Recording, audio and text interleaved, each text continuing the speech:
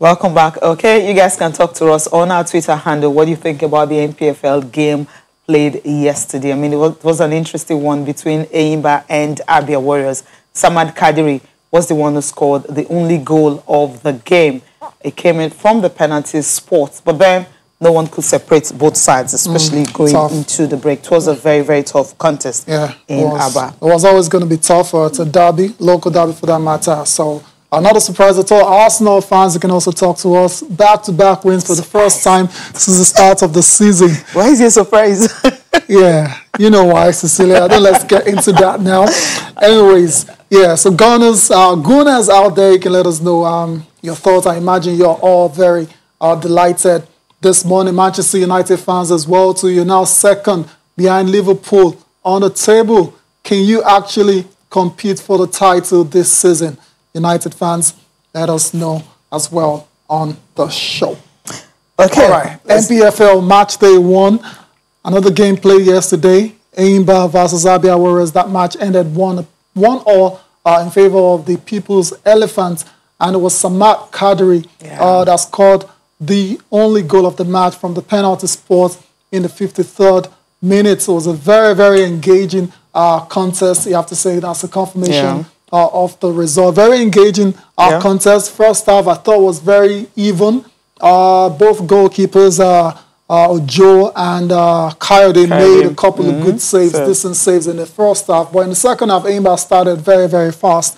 And they got a penalty after a player of Abia handled the ball in the box. And Samad Kadri, who's been impressive all game, stepped up to dispatch the penalty. And that's how Enyimba earned another 3 points against Abia Warriors. It's the 5th time in a row now that they've beaten their neighbors. So it's safe to say they have the bragging rights. Of course, they have that. And they also know that anytime they are facing this team, if it's the opening game, they got 3 points waiting for them. But it wasn't that easy anyway. Because it was up until the 53rd minute before that penalty came, and that was how they were able to get it. And of course, you have 2 games today. Rivers United and Rangers International will be in action. It's also going to be live on NPFL TV and also on NTA. So you know that you can actually watch Nigerian Professional Football League live on TV every time you have games that will be played. Austin Okonakman will be joining us this morning. I mean, he is really happy. I mean, he was tweeting about the NPFL yesterday, talking about how excited he is just having to watch NPFL games again live on TV. Austin, good morning and compliments of the season. Compliments of the season, Cecilia and Tayo. It's a bright and beautiful morning here in London. Good to be on the show with you guys to talk about what's going down in our beautiful world of sports. Let's start with the NPFL, of course. I mean, you saw the game between Enyimba and Abia Warriors. It was, I mean, everyone was actually happy with the quality of play. But then we're not too excited because we wanted more goals. It was just from the penalty spot. But at the end of the day, I mean, Enyimba happens to be the happier side. Yes, Cecilia, it's expected when you play a derby, and the Abia derby always, brings that sort of play every season. But it's advantage Enyimba in the run. That win yesterday made it the 5th that they will be having over Abia Warriors in the league. So it's looking like they know how to win that one against Abia Warriors. But it was a good game of football. I think the side showed that they were out to win it. In the first half, it was evenly matched. Both sides created chances, and then we didn't see goals until we came back in the second. At 50th minute, that error happened for Abia Warriors. Samad Kadri stepped up, sent Oju Olorunleke the wrong way to give Enyimba the lead.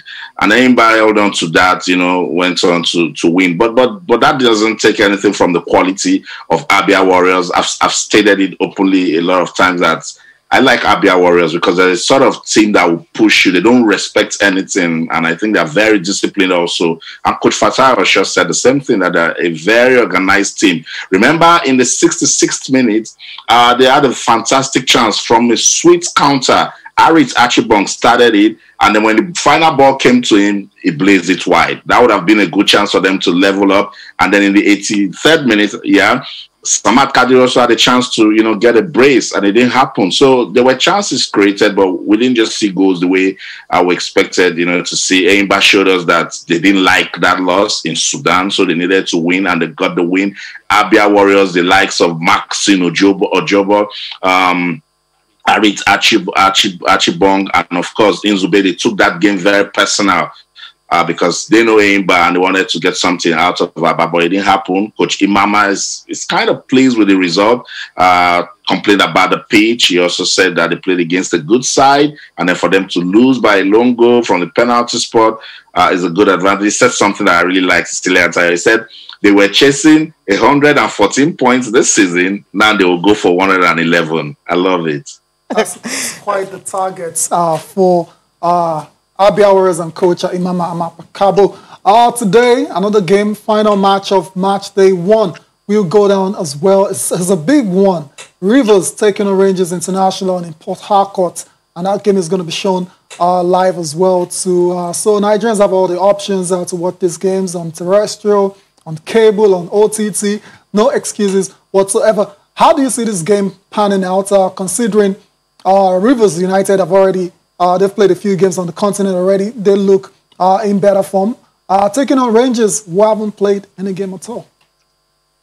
Big game. And what a way to end match day 1 in the new season of the Nigeria Professional Football League. Let's commend the league management company for ensuring and keeping to their promise that these games will be on TV. And if you check, starting from the Akwa Ibom derby between Dakada and Akwa United, you can tell that the players are conscious that they are on TV. Not just the players, it is beginning to tell on the quality of play and even officiating. Coach Patience Madu, when I saw a female referee, I was like, oh, let's see what she can do. She was fantastic in that game between Akwa United and Dakada International. That's what you get when you expose games. And we also saw the same thing yesterday in the Abia Derby. Referee Ferdinand Udo was fantastic with his officiating. At some points, even showed his authority by booking Coach Imama. And these are the little things we've been saying that we need to do for league football in Nigeria to meet international standards. So it's beautiful. So coming to today, Rangers International and Rivers United, we should expect to see some beautiful football. I was expecting early goals and late goals yesterday. It didn't happen in that Abia Derby. I think it's going to happen today in the match in Port Harcourt. Rivers United are in a fine form after that away win at Bloemfontein Celtic in the CAF Confederation Cup. What do they owe their fans to sustain that momentum?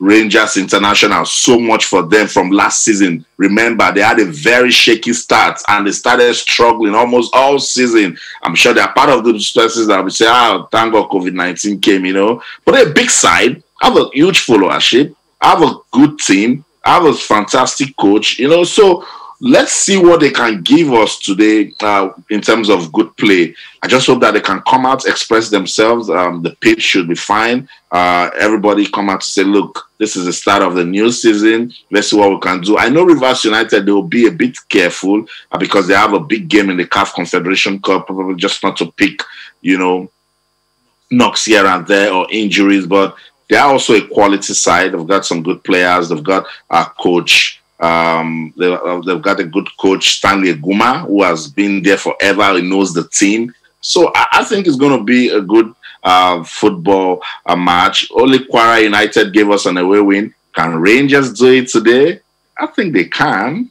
Yeah, okay. I think they can, but I'm happy you mentioned the momentum that Rivers United is currently having because of that spectacular victory right there in South Africa. And coming back home, you think they also want to make their fans happy by winning their first home game, which is also the opening game of the NPFL. So Rangers should have to be very, very careful if they're going to get a victory out of Rivers United. How's the makings of a great game, of a very competitive I want to see goals. Game. I mean, I want to see goals, really. Because the defense are there to do their job. But then we should be careful. This is not the sort of games where we might see loads of goals. I want to see early goals. I want to see late goals. But this sort of game will give us a lot of suspense, but put a little bit of drama here and there. Coach Salisu Yusuf is experienced. Coach Stanley Uma is also experienced. And this is a fixture anytime, any day that will produce sparks. I love it that this is the way we'll end match day 1.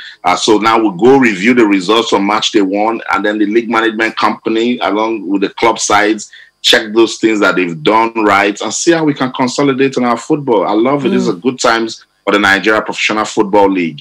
You can say that good again. Times, Austin. yeah. Exciting times indeed. And I just want to say quickly that Rivers have the edge going into this game just for the fact that they've got momentum. They've been playing compared to Rangers International. So I wouldn't be surprised if they get all 3 points in that game. Let's leave the NPFL for now. When we come back on the show tomorrow, we'll be doing a final review of the final game of match day 1. Let's talk about, still talking Nigerian football, the NFF final executive meeting, executive committee meeting for the year went down yesterday in Abeokuta, and they have been able to reach some conclusions, and the major talking points are coming from that meeting. Cecilia, that's it right there. They've approved the mooted dates. I mean, doubtful. I mean, debatable, whatever you want to use that date for. But this is what they're proposing. Saturday, 16th January, for the commencement of the season. That's talking about the 2020-2021 of the Nigeria National League. Okay. And, of course, Wednesday, February 2021 for the commencement of the new season of the Nigeria Nationwide League 1. So these people have been waiting, playing friendlies and all that. So right now they have January and February as the tentative date for resumption, because it's subject to debate and all that. But the fact that they actually are approving it is just, I mean, it's a step in the right direction. That they're starting soon, after more than 1 year of no football. Exactly. Okay, another one. This one is very, very lovely. It's interesting because as a way of getting the senior women national team, the Super Falcons, busy in the period of long inactivity occasioned by the postponement of the 12th edition of the Women Africa Cup of Nations to 2022. So the executive committee approved a proposal by its technical and development subcommittee for the team to participate in a tournament in Turkey and also another one in Morocco. So 2-match tour in Morocco in February, and of course you have the earlier one that will be in Turkey also. So that's a good one. That's the summary. You remember? Get to play finally after a long hiatus. And we hope that after that, they also have more to play. So let them play in this one first of all. Okay. Let's go to the third one. The summary of this third talking point is pretty much that the under-17, that's the Golden Eaglets, will be featuring in the Waffle B tournament with a view of qualifying for the 2021 Africa Under-17 Cup of Nations. And last but not the least is, we don't need that one. Yeah, which is the financial statement of the Federation and other proposed budget of the sum of over 5 billion for the year 2021. That's the proposal, the budget proposal for the Nigeria Football Federation. Where's the money going to come from? So federal government, sponsorship, what? I mean, this particular one is so important. Yeah. Even though I tried to downplay it earlier, it's quite important because that's the monies that they'll be using to prosecute. So federal government should get ready, right? I don't know about federal government gets ready. All the sponsors and all that bring out the money out, and they have their budget already. It's ready. So we're not going to say, because of this, they're under 70 or this, especially the Super Falcons. So we shouldn't hear the stories of Super Falcons cannot go for this tournament because there is no money. So they have their budget out. So federal government sponsors get the money ready. Austin, what do you think of the summary of the meeting coming from the NFF executive meeting that was held in Abeokuta just yesterday? It's a good one. I think they made good deliberations. And, each time they have these meetings, I push them to say, walk the talk, don't just talk. And that's why I support Tayo. The last one on the budget of 5 billion is very important because money answers all things. If you don't get that money, you won't be able to meet your objectives. I like the fact that they consider the ladies very, very important for those invitational in Turkey and Morocco. Let's keep them going. Let's respect the process. Let's not abandon the team. It's also heartwarming that they consider the under-17 team to go to the Waffle B competition, despite the cancellation of the FIFA Under-17 World Cup. They can also qualify for the African tournament. So these are good deliberations. But of major concern to me is the resumption of the Nigeria National League and the Nationwide League. We're talking about desperate times here, very difficult times with COVID. And some of these teams in the NNL and the nationwide budgets and finance is a big, big problem.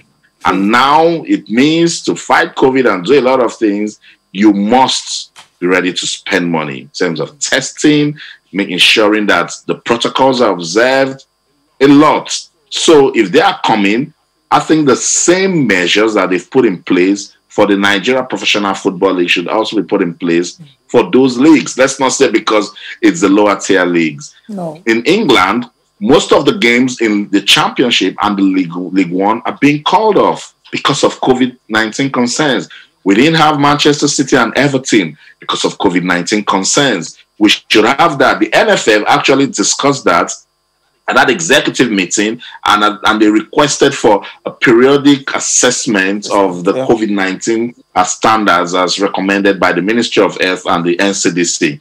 I think they should take that very seriously because you don't want to keep spreading this virus. Sam Allardyce is saying that we need to take a break. If we need to take a break, let's take a break. He says he's 66 and he doesn't want to catch COVID. And I think that's the mentality everyone should have so we can all stay safe. Yeah, I think why we're having those cases in England, because the cases are very high compared to what we have in Nigeria. Just maybe that doesn't mean we shouldn't take precautions and all that. Maybe that's why NFF has checked and looked, following the NCDC guideline and also following the health ministry and all that. They decided that yes, we can actually handle this, and hopefully, as you mentioned, they should be able to handle it. Frequent testing and also following all the protocols that they put in place. Austin, Big Sam just wants to break after what happened yesterday.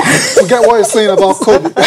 That's not fair. That's so unfair. Let's go to the Premier League now, Austin, and talk about what happened yesterday. Matches, of course, Arsenal, great result for them against Brighton. We beat them twice home and away last season. 1-0, Alexander Lacazette with a goal in that game. Elsewhere was Burnley beating Sheffield. Sheffield looked doomed, for real. The Bladesmen been very blunt all season. Goalless between Southampton and West Ham. West Brom, after playing a 1-1 draw against Liverpool. At Anfield.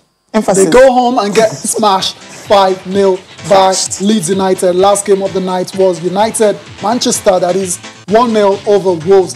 And that was Marcus Rashford with a late winner in that one. Let's start off quickly with Arsenal. 1-0 over Brighton. Tough game, but they managed to prevail. Lacazette. Super sub. Took a little bit of stress out of Mikel Arteta and his team, but they shouldn't relax, because I'm going to walk you through the journey of Arsenal in November and December, and you see how terrible the Gunners have been. They put themselves in this position. November the 1st, Arsenal started so well by beating Manchester United at Old Trafford by a lone goal. And I was like, let's see what they can do. Their next match against Aston Villa at the Emirates, they lost 3-0. Next game against Leeds, they drew a goalless. They played a goalless draw. The next game was against Wolves at the Emirates. They lost 2-1. Mikel Arteta's team lost. Started December with a loss against Tottenham, 2-0 away.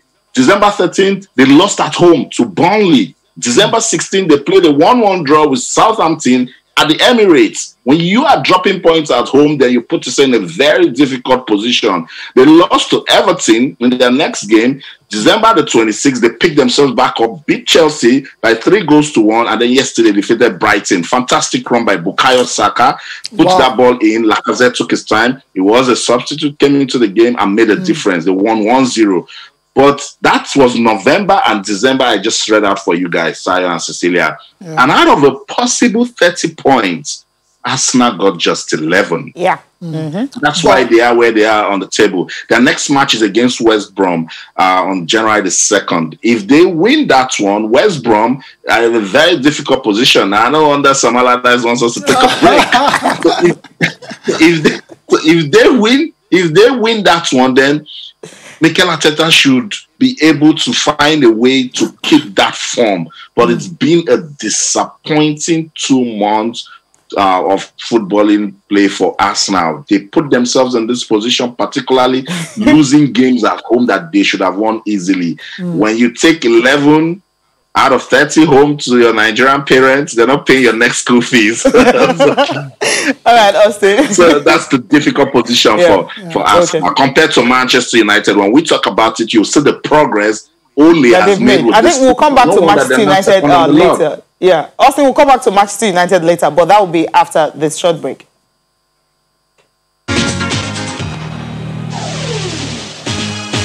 Rashford goal came in at 93rd minute of the game. Austin, you saw what United did yesterday. I mean, sometimes I got tired of watching, but then there was this likelihood that one of the team will score. And of course, it was, Fernandes got that one, and of course, Rashford had to bounce on it, and a flick, a little bit of deflection, of course, but then it was a goal. Their performance overall, and you just heard from Ole talking about they can win anywhere, at home, away. They haven't beaten Wolves in like forever. This is the first time they are beating them in the Premier League. I mean, outside the FA Cup and all that. So United right now, Ole said they can win anywhere, and because of that, they have a good momentum going into other games of the season.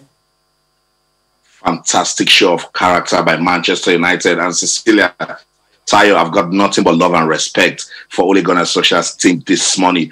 He called it, he lauded the attitude of the players, called it character. They did everything that they needed to do against Wolves to get that win. And Marcus Rashford reminded us that if you don't shoot, you don't score. Just shoot. You know, the moment he got that ball, he just wanted to shoot, cut it in.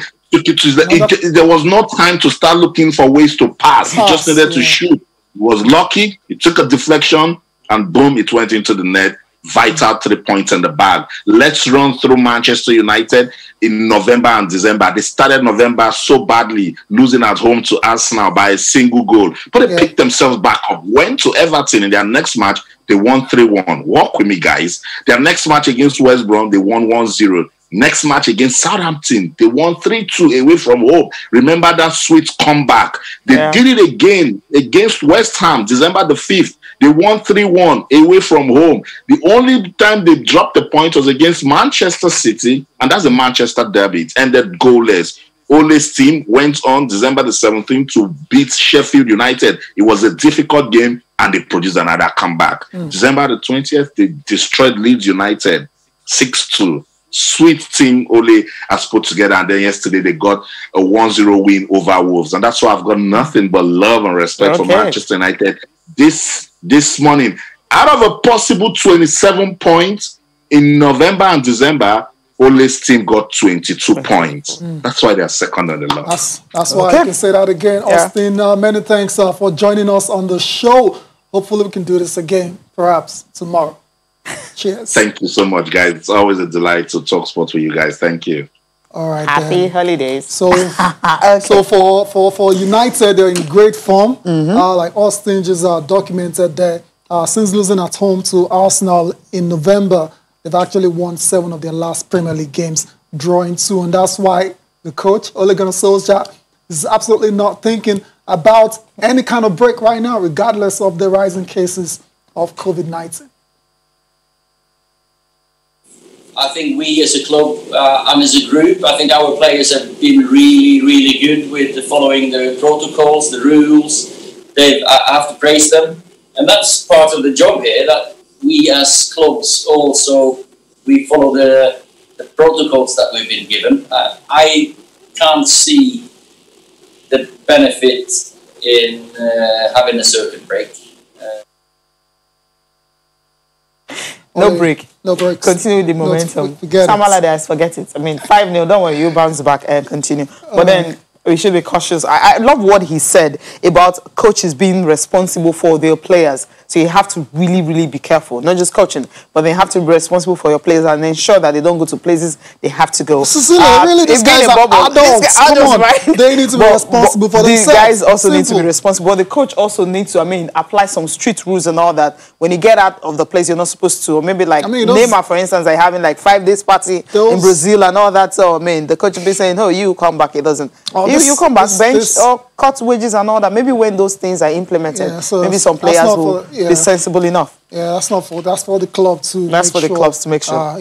That's what he's saying. They should be responsible enough so that they don't go on the break. And when United come, maybe the players will be like, okay, all right. Before we look at the papers, let's take a few tweets. Ayo Villa, we've got your message. Hooray, my team Arsenal are finally woken up because last season Brighton gave them 2-1. I still believe in my dream team. Yeah. All right, Ogunfowora Bosun as well. The same way Arsenal put themselves in a tight corner, that's the same way they will come out of it.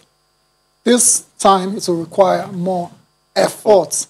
Dr. Kenneth Cecilia's got a message as well. Yeah, it talks about Enyimba. He said Enyimba is a Arsenal of North London derby. It will be ludicrous to expect an upset from Abia Warriors. Okay, the Premier League board is considering a 2 weeks break following a spike in COVID-19 spread amongst players and staff. What's your take on that? He's asking me. My take is, well, they shouldn't go on break. I mean, players should just be responsible, continue with the league. All right, Damilola, last tweets for the day. Damilola, it's good to have the MPL back. Now to the EPL, of course, it's great. There is a certain club in London, interesting, that claim to be title contenders if the transfer ban is lifted. I think I know where this is going already. Well, £250 million. That's quite a lot of money. And if you ask me, and guess what? They are contending for the title from 6th place. What's he talking about? In London. Yeah. I think they were blue, right? They were blue, yeah. And there's a number 3 written on their new this season's jersey, right? They spent, and if you check the money they've spent on the players, actually, I mean, one player that cost them about 15 million scored more goals than the 3 guys. Yeah. I mean, so it's not being... Okay, let's not go there. I mean, we are not training some bands this morning, okay? Because Chelsea will be in action. All right, we've got your message as well to Blessed Samuel. You're happy and you believe the National League teams will do better this season. Let's look at the papers quickly, Cecilia. Okay, Sporting Sun right here. Gunners peep Brighton and move to 13th. And Lukaku says he's among world's top 5 strikers. Absolutely. And Man City players undergo COVID-19 tests. Remember, 2 were actually... Jesus and Walker already tested positive on Christmas Day, and also more tests actually came out, and they're doing more to see. That's why their game was actually postponed. Shemi Ajayi closing in on Virgil van Dijk's record. That's a good one. I mean, isn't it very, very good company? I'd like to see the details of that one. Complete Sports quickly. Igalo, I did not come to United to make money. Former striker reveals why Red loves are. Okay, yeah. I think I like that. Rashford, let's go. Was already needed. Yep. Okay. All right, then. The last paper, Sporting Life. Osaka, Lewandowski, Bayern Top Annual Awards poll. Of course, PSG officially confirming the sack of Thomas Tuchel. Calf injury. Bale ruled out for a few weeks. That's Sporting Life, right? Yeah. Last but not the least, Costa. To be fined, okay, £23 million. If he actually joins Barcelona or Real Madrid, that's the clause in his termination contract with Atletico Madrid. Okay, we have to leave the studio right now. Thank you so much, guys, for watching. I'm Cecilia Omogbedu. Have a fantastic day. And, of course, happy holidays. Try and stay safe. I am Taya Salah. Join us again tomorrow.